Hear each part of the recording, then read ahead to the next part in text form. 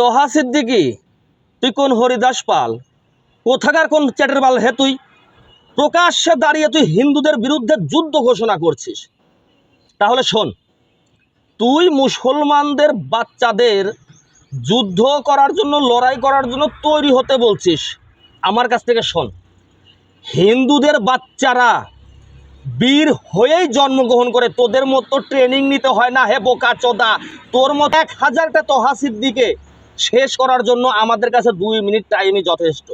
তোর নুনু কেটে তোর হাতে ধরিয়ে দেবো হে বোকা চোদা। তোহা সিদ্দিকি, যুদ্ধ করবি আমাদের সাথে না? তোর যুদ্ধ তোর গুয়ার মধ্যে ঢুকিয়ে দেবো হে বোকা চোদা। আসিস যুদ্ধ করতে, আসিস তুই হিন্দুদের সাথে, মুসলমানদেরকে লেলিয়ে দিচ্ছিস হিন্দুদের বিরুদ্ধে। আর না, তুই কি ভাবছিস এখনো হিন্দুরা সেই 90 দশকের কিশোর কুমার মান্নাদের গান ধরে কান্না করবে? না, এখন আমরা অস্ত্র হাতে তুলে নেব, অস্ত্র হাতে তুলে নিয়েছি আমরা। তোদেরকে শেষ করতে আমাদের কাছে 2 মিনিট টাইমে যথেষ্ট। তুই তো বুড়া চোদা, তোর এক পা তো কবরে যেই আছে, আর এক পা সেটা আমরা দায়িত্ব নিয়ে কবরে ঢুকিয়ে দেব। সেই ক্ষমতা আমরা রাখি। আমরা বীর হয়ে জন্মগ্রহণ করি, বীর হতে হয় না ট্রেনিং নিয়ে। আর আর মুখ্যমন্ত্রী মমতা ব্যানার্জি, আপনার কানে কি এখন এই কথাগুলো পৌঁছাচ্ছে না?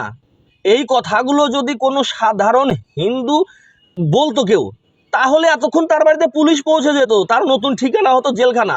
যদি কোনো বিজেপির নেতা বলতো, তাহলে তার নামে 10টা এফআইআর হয়ে যেত, তাকে পুলিশ খুঁজে বেড়াতো। আর এখন এই তোহা সিদ্দিকি, মুসলিমের বাচ্চা, সে এই কথাগুলো বলছে, কোনো রকম স্টেপ নেই আপনার, কোনো রকম পদক্ষেপ নেই আপনার।